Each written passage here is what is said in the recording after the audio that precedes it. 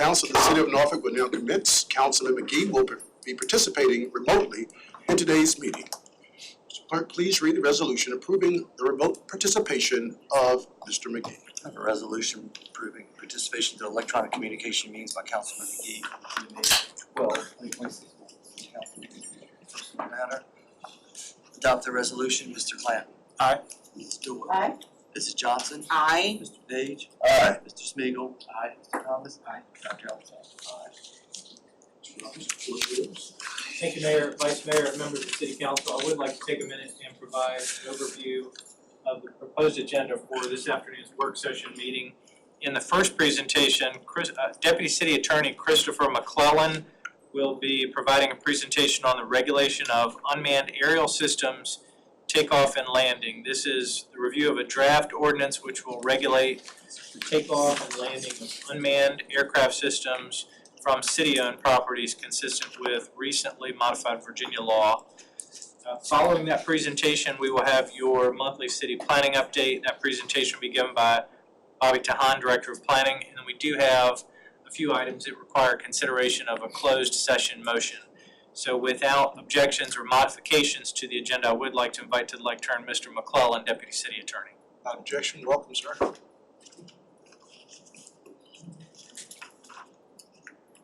Is the clicker enabled for us over here?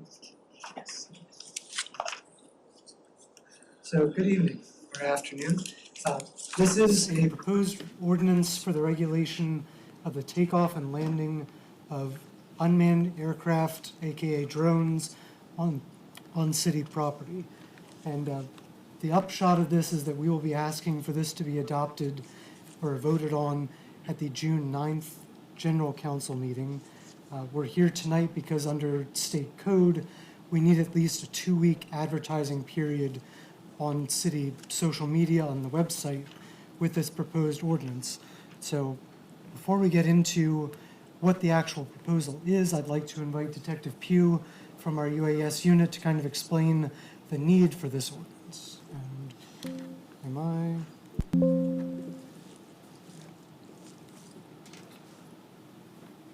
Is that?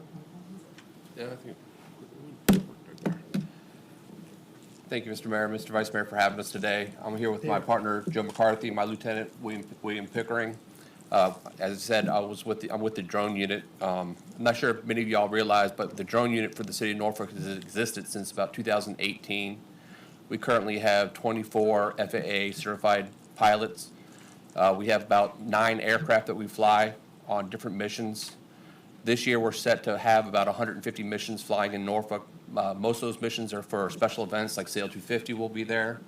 We work a lot with the SWAT team during barricades and search warrants, missing persons, missing elderly people, bomb threats, accident reconstructions, and things like that. One of the things that we've kind of noticed over the last few years with these drones is more and more people are having them, and they're bringing them out to places like the beaches, the parks, the schools, and they're flying them during large events. And we've seen them just walk through the park. They set a drone down, it takes off and starts flying, and then they land. The problem is that these drones, their propellers can spin up to the speed of sound. So, and they're carbon fiber, so they're really dangerous. They can damage property, they can damage people, they can cause lacerations. Also, another concern that we have with drones is the safety. We all know about Ukraine and the things that drones can be weaponized. So when people want to use drones, oftentimes they want to fly from a high position, like on top of a parking garage, so that they can fly further away and use the drone. So I called Mr. McClellan, and I talked to him about the getting a proposal for the city and restricting drones being flown from city parks, schools, and city garages, and he ran with this. We've been doing this for about a year, I take it. So it's been a lot of work, but I'm happy to be here, and I'm hopefully this will get passed through before Sail 250 so that we can make our event safer. Yeah. Thank you. And Sail 250 really was the kind of really big thing on the horizon that led to this. But as with a lot of these things, once we started talking to different departments in the city, we wanted to try and encompass as many of the city properties as we could all in one shot, so that because this all has to be approved by the Virginia State Department of Aviation, we didn't want to go through that process piecemeal. So thanks to Detective Pugh and his team and Public Works, Parks and Rec, and a few other city departments, we've put together the proposal that's before you, and I believe you all have seen the draft ordinance. We do have some limited options and limited authority under state code to do this regulation. As you'll see in the draft ordinance, it's specifically for takeoff and landing. Once it's in the air, that is outside of our ability to regulate. That's an FAA matter. But this at least gives NPD and others a tool to interact with someone who they see coming onto city property with a drone. So this is a quick summary of our process. We've talked to, like I said, the MPD, Parks and Rec, surveys, communications, IT, the zoo, and tried to identify what properties do we have a legitimate public safety concern, because that is really the only reason we're allowed to designate properties to restrict takeoff and landing. And we've kind of come up with a two-prong approach to this. One is a category of properties where we've said, you know what, in consideration of safety and public natural resources, there are some properties that are just not amenable to drone takeoff and landing at all. That would include things like the zoo, where the director of the zoo explained a lot of our animals do not react well to seeing drones in the distance, so we've kind of put a blanket prohibition on those areas. There's another category of properties where we've come up with a permit process, whereby someone who wants to take off and land on city property, we are proposing that they can apply for a permit that will be approved through Detective Pugh and his team, and we thought it should live with them because they are most familiar in the city with the FAA regulations and the public safety considerations that animate this whole process. We have had our draft approved, as I said, by the State Department of Aviation. They've actually been great to work with. This is a very new regulatory system. So far, only one other locality in the Commonwealth has done this. I won't make anyone guess who that was. It was Dumfries, if you were wondering. Their approach was very limited. They only had one property that they were interested in controlling. So Norfolk is kind of throwing our hat over the wall here with this one and trying to do a pretty comprehensive approach with this. So as I said, we're here tonight so that we can be on schedule to get this before you all with our required notices by that June 9th hearing and have this in place before Harborfest.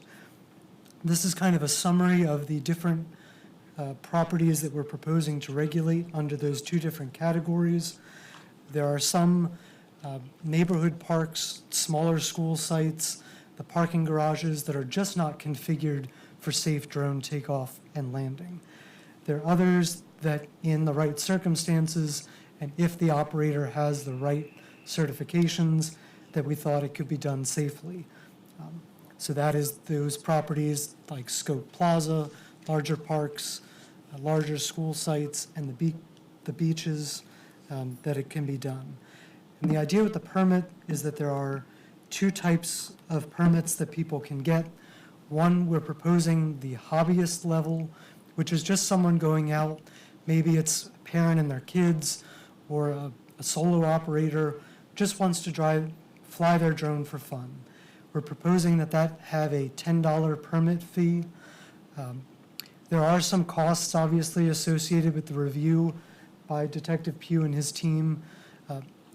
And we're also proposing that commercial operators, if you're going out to fly for profit, basically, that would be a $50 application fee. These are some of the maps that we've developed with surveys and the communications team. This is another part of the state regulations. We will eventually have to post on the city website, which we've also been developing with IT, maps that depict all of the regulated properties. So this, for example, is the proposed restricted properties in the downtown waterfront area, and those would be by permit only. These are some other examples, the garages where flights would be prohibited, and an example of some of the park properties that we're proposing with permits. I've mentioned the permit process. We've developed a template application. It's kind of similar to permits that you've seen for other things in the city, like our expressive activity permits and things like that. This lists the fees, and for now, we're proposing that those fees will be funneled into the city's general fund. I don't have an estimate right now of how many permits we might be looking at. Since this is a new area, I'm not expecting a ton of permits, but this at least lets us know who's trying to fly from our city properties and why and when, so that the drone team can be aware of that and respond accordingly. This is part of our Chapter 30 in the city code, so it is under Parks and Rec because many of the properties to be regulated are parks. And under the rest of the enforcement scheme for that chapter, a violation would be a Class 2 misdemeanor. So we're putting this to you all for comment and questions now, so that hopefully we can make any adjustments before it comes up for a general vote. But we appreciate your consideration. Yeah, thank you for your presentation. I'm quite sure this is going to generate a lot of conversation and when we tack on fees and ask for someone to get a permit, and then possible violation will include a Class 2 misdemeanor. I think that it's going to generate a lot of conversation. I think there's certainly there should be opportunities for residents to according to federal law, the FAA certification and state law will allow them to fly a drone. However, I do believe that there are certain properties that should be just prohibited. Even we should not even permit it in parks and schools, and you have people congregating. Even with permit, I find that to be troubling. So, but I see some hands going up. Just wanted to express that you're going to generate a lot of conversation about this. Mr. Spiegel. Yeah. Is there an exemption for education institutions? So all of the high schools have a drone program through their RTC or NTC program. Aviation Institute of Maintenance has that. Old Dominion University, are they required to apply for a permit and pay that fee as an educational institution? There are exemptions written into the ordinance, and it's basically anything that's under our own purview would be exempt from that. So if it's law enforcement, if it is the school flying a drone to do a roof inspection, that would not be subject to this permit scheme. And if I can address the mayor's question about safe operations in certain locations, even with a permit, the idea would be for things like Harborfest, for example, we could designate a safe part of the property where perhaps members of the press or others with a permit would have to fly from that area so that it is away from the crowds, away from the other safety concerns, and could be done pursuant to the conditions that we put in the permit. I'm looking for just an exception on anything that is designated as an educational institution that they can fly on their property. I'm not talking about like Lake Taylor's ROTC program going off of school property and flying drones over neighborhoods and houses.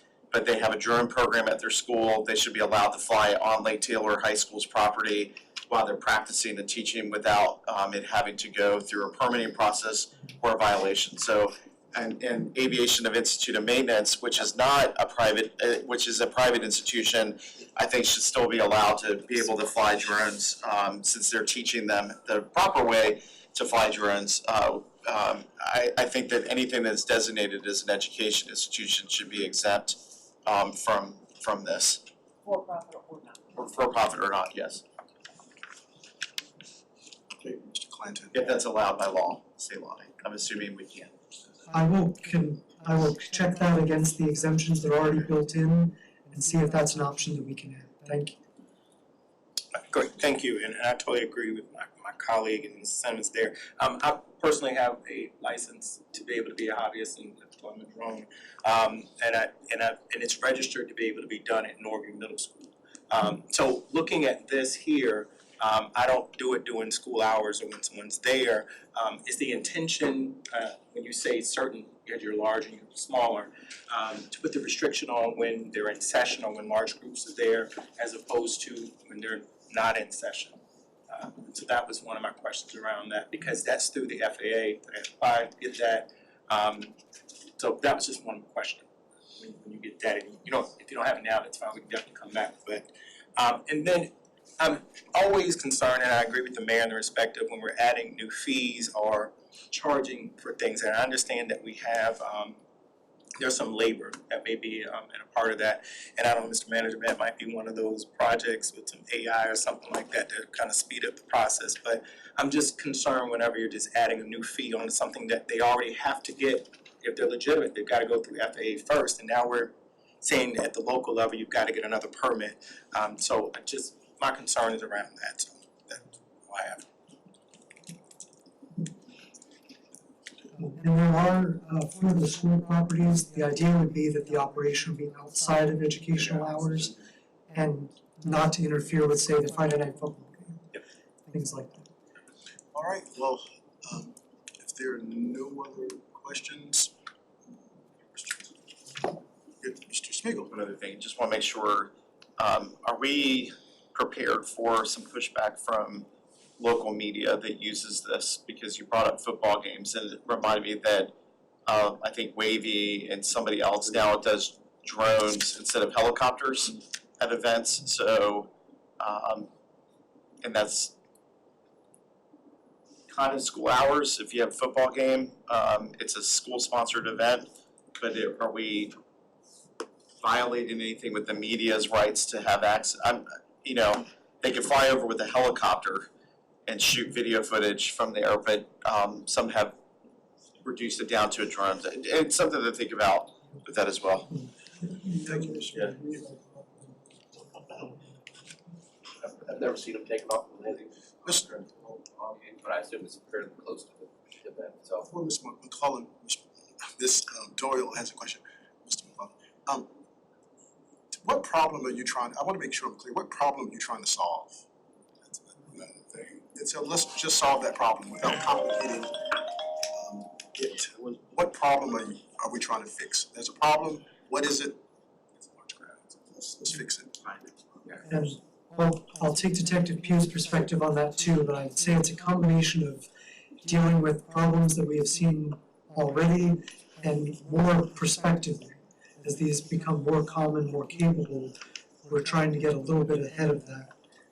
I want to just get what we're trying to fix and not be too futuristic. Let's get right to The it. main problem is during large events, is when we have the problem. People, hobbyists and professionals are not flying responsibly. They're taking off within crowds of people. These drones are usually very reliable and controlled, but when they become, they disconnect from the internet or whatever, they start to fly, they can fly crazy and they can fly into the crowd. Those blades are very sharp when they're spinning and can cause lacerations and also damage property. That's one of the big problems that we've had in the past, especially during Harborfest. They just walk through the crowds, set it down and take off. People can walk into them because they're not paying attention. You don't see it on the ground. Understood. And right now, they are allowed, under state law, they are allowed to do exactly what you just detailed. Yes, sir. As long as they're in the airspace that's cleared, they can fly their drones taking off and landing from city property. Got it. Yes, because I'm just gonna my speech. Yes, sir. Two questions. Have we considered the duration of the permit? 2 years, 3 years, 5 years? And secondly, have we looked at the permit fee in comparison to what the FAA charges so that we're not out of line of what they do? So no answer today, but I'm just doing a quick search, and I think if we are more in line with what they're charging, if we choose to charge, A, and B, they do have a duration of which the permit is valid. And I think we were looking at for event-specific permits, so more or less for a day at a time. Again, getting back to the idea that this was to know who was using city property for what purpose and when, rather than, that's an option we could explore if the idea would be to have a, you're allowed to fly it anytime within a month. I think that might complicate the information side of that equation. And as far as fees, that's a good point about comparing to the FAA fees. I'll certainly look into that. I was looking at other city fees, both within Norfolk and other cities. For example, Portsmouth's got a boat ramp fee of $10. We've got fees to use our park shelters for certain events, and trying to stay within those general fee, the realm of those fees that are already in place. But thank you for that comment. Yeah, if every time an individual fly their drone for an event, we have a lot of events in the city of Norfolk. We probably should consider maybe a general license or a permit fee that's 6 months duration. And those persons are probably the persons who will likely be in compliance. They understand, the FAA rules, they have their license. You can have a directory. They are a known entity to you and to the city and to our police department. Get these individuals in a part of a directory. So every time someone wants to fly a drone, they have to come and get a permit. And we should just kind of think about some type of duration. Because I could see people coming back and saying, I do this 12 times a year, am I gonna come every month to get a 1-day pass to do my whatever? And I'm compliant.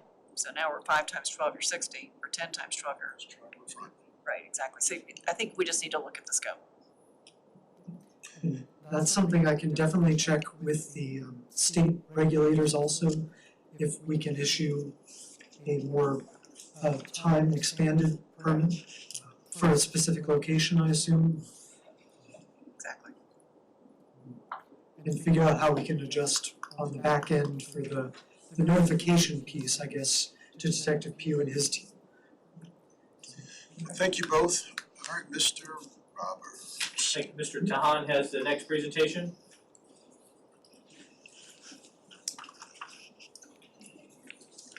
Thank you, Mr. Manager, Mayor, Vice Mayor, members of City Council. Handful of items that I'll be presenting to you, with one of them that's on your agenda tonight, it's currently on your consent agenda.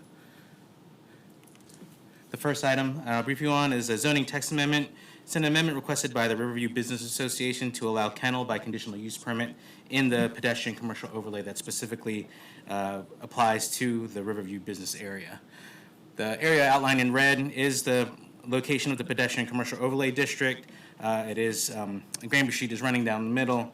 And again, this is a unified area that has a unified business association that's looking to add an additional use within their boundaries, similar to what we did for the Ghent Business Association last year. By a 7-0 vote, the Planning Commission recommends approval, and the use isn't currently permitted, and there is a potential user that's coming in, and the use can support the surrounding community. The next item is by Stanley Martin Homes, LLC. It's a conditional rezoning and conditional use permit for 68 townhouse-style condominium units at 6303 Granby Street. This is the former DePaul Hospital site. It's our actual medical office building location along Granby Street. Currently, the site is vacant, and they are looking to rezone and obtain a conditional use permit for this use. The existing zoning is conditional INC, institutional campus. This was rezoned for the next steps to success development that's happening right now along Newport Avenue. The conditional use permit is required for more than 24 dwelling units, and again, the rezoning is to rezone it to conditional multifamily apartment complex. The rezoning and conditional use permits are consistent with NFK 2050, the comprehensive plan. Here you'll see the proposed layout for the 68 townhouse-style condominium units. These are for sale. Because there are not individual property lines for each unit, they are selling them in a condominium style. Each of these areas labeled A, B, C, D, and E are locations of their outdoor recreation and amenity areas that are associated with each of the townhouse units. Area A shows this typical outdoor area. B, showing a pergola and other amenities. C and D, the linear areas along Granby Street in order to provide additional landscaping and buffering to the residential units. And E, which will be a community garden area as labeled and shown by the applicant. Here are the elevations of the proposed development. The applicant is still working to refine the elevations. There is a condition that is being recommended by the Planning Commission to limit the exterior materials to brick and fiber cement siding to ensure that there's a high-quality material that aligns with what is being proposed by the applicant in these elevations. Here's another elevation. Again, that is not vinyl siding up at the top, that is fiber cement per the applicant's design. There was concern along the edges of the property, along Kingsley Lane, with the blankness of some of the townhouse units. The applicant has revised the elevations to provide windows and additional landscaping to provide better sighting along these high visible units. By 7-0 vote, the Planning Commission recommends approval of this rezoning and conditional use permit. It is consistent with NFK 2050, and again, there is a condition that limits the exterior to brick and fiber cement siding.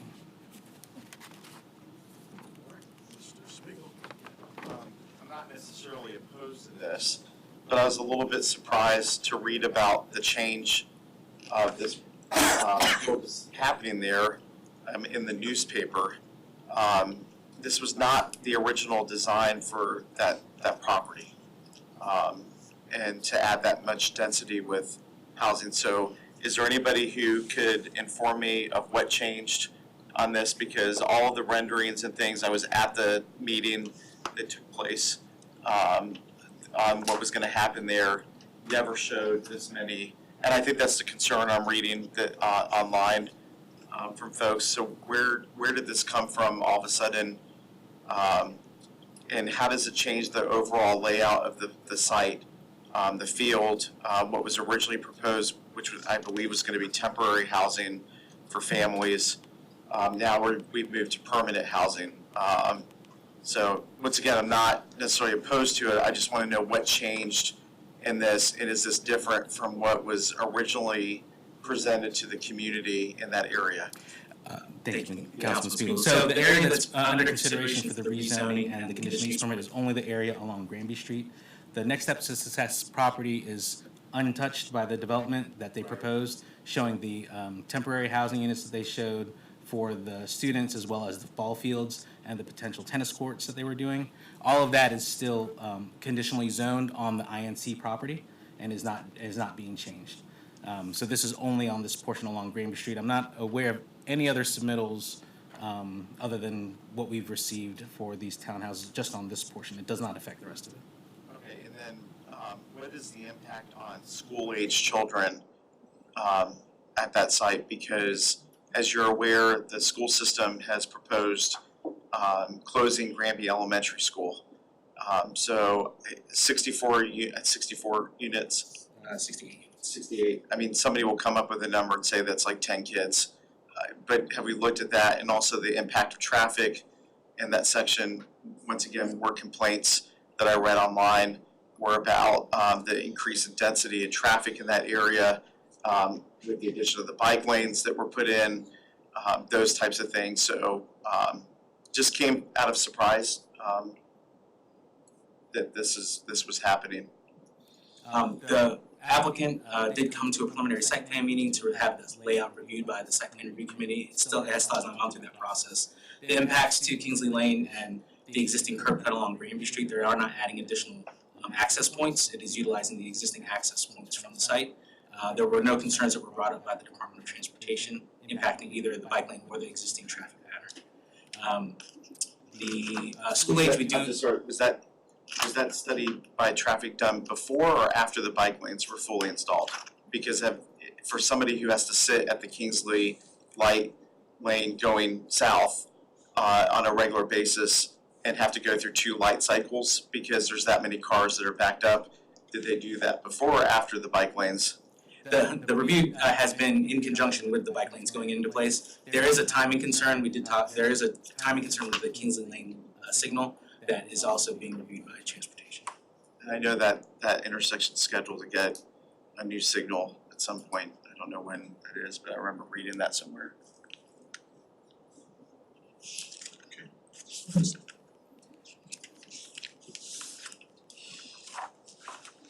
The next item is Nelly's Brine and Grind for a conditional use permit at 2330 Bowden's Ferry Road. It's an existing commercial location. It's the former sanctuary location.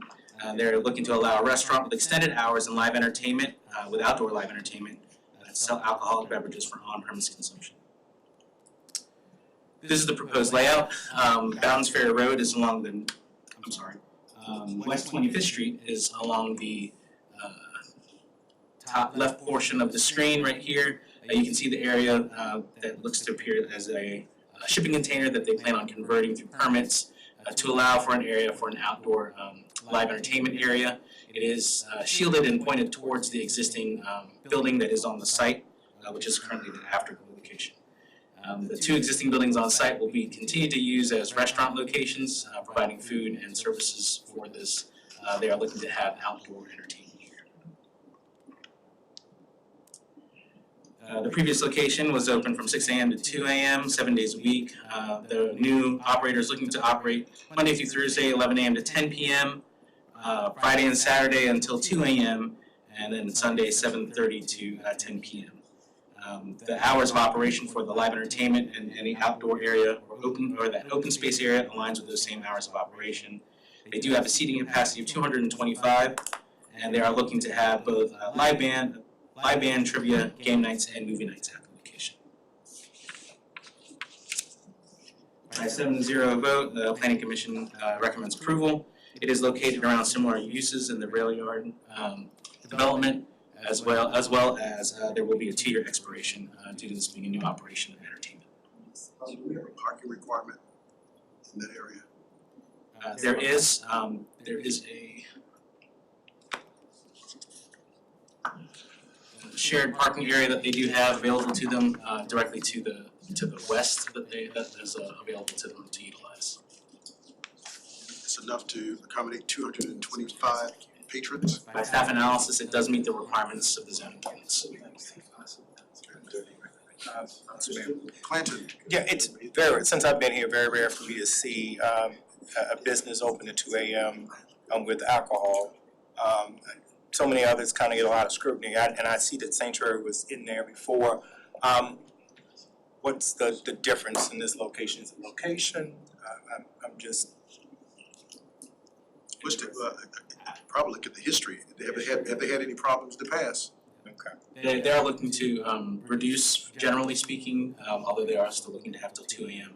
But again, yes, the previous operator did have till 2 a.m. on all 7 days a week. And there were no problems, no issues. None that we've been made aware of. That's the difference. And that same owner of Sanctuary is moving over to another location. Yeah, I know that that's next on the next slide. So I just, yeah, okay. Next.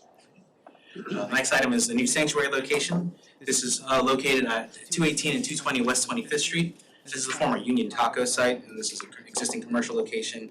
It's looking to allow a restaurant with extended hours, live entertainment, to sell alcoholic beverages for on and off-premise consumption. This is the site. On the left side of the slide is the location of what is outdoor entertainment and dining area. There was a speaker that came and speak in opposition, lives directly behind this with concerns about the operating hours. During the public hearing, they were able to work through and agree to a condition that limited the hours of operation, where the resident was agreed to the changes in the operation. Here's the floor plan of the existing restaurant with the outdoor dining area and entertainment area. Here are the operating hours. The applicant is looking to operate from 6 a.m. to 10 p.m. Sunday through Thursday and 6 a.m. till midnight Friday and Saturday. The indoor entertainment will align with hours of operation. The outdoor entertainment will cease at 10 p.m. 7 days a week, which was what was changed during the Planning Commission hearing at the request of the homeowner directly behind. They are looking to have live band, trivia, karaoke, and comedy. It's important to note that the 10 p.m. is also the limitation for their outdoor dining, not just their entertainment. So they will cease outdoor dining and entertainment at 10 p.m. By 7-0 vote, the Planning Commission does recommend approval. It does replace a similar use As I noted earlier, the speaker in opposition was able to come to agreement with the operator through the planning commission discussion with a change in the conditions. And there is a 2-year expiration on the operation. Last item is by Cynthia Hall. It's a conditional use permit for a short-term rental, vacation rental at 1442 West Ocean View Avenue. It's an existing single-family home. Just for a little bit of history, the applicant has unfortunately has had a number of operations since 2019, operating under an administrative short-term rental permit. Then the regulations were revised, and they had a conditional use permit in 2021. And the conditional use permit for the short-term rental expired in 2023. Since the expiration of the conditional use permit, the applicant has had 5 violations of operating without the conditional use permit. And after each violation, the applicant temporarily removed the short-term rental listing just to post it back up again. The 5th violation resulted in a civil fine, which was paid by the applicant. That one's the Willoughby one. This is the existing analysis showing the density of short-term rentals in this area.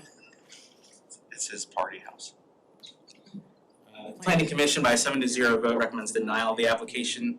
Speakers in opposition noted the lack of compliance, and the Willoughby Civic League voted to oppose the application. Cheers. I stand by for any questions. Issues. Thank you very much. All right, any questions on that? It's self-explanatory. Okay, Mr. Paul. I move that our council accept the formal meeting May 12, 2026. 4:35 p.m. in the 10th floor conference room of the City Hall building, City of Norfolk. The purposes which are set out in clauses 3:29 subsection A of section 2.2-3711 of the Virginia Freedom of Information Act as amended. Clause 2, discussion of disposition of real property in the St. Paul's area, Ward 4, Ward 7, where discussion in an open meeting would adversely affect the negotiating strategy of the public body.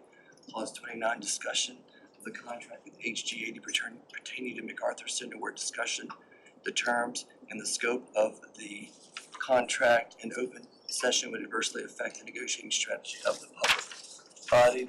Clause 29, discussion of a contract regarding development of a residential housing project on the north side of East Brambleton Avenue, west of St. Paul's Boulevard, in Ward 2, Ward 6, where discussion in an open meeting would adversely affect the negotiating strategy of the public body. Clause 8, consultation with the city's legal counsel and receipt of legal advice regarding A, pending litigation related to the construction of the Norfolk Consolidated Courthouse, and B, pending litigation related to complying with the Virginia Freedom of Information Act in response to a request for public land and deed records. Mr. Clamp. Aye. Mrs. Doyle. Aye. Mrs. Johnson. Aye. Mr. McGee. Thank you. Mr. Page. Aye. Mr. Smigiel. Aye. Mr. Thomas. Aye. Dr. Alexander. Closer.